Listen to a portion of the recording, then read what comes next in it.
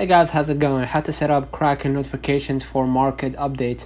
Go ahead and open up your Kraken app, okay? And then what you're gonna do next, you're gonna just go ahead and confirm via facial recognition.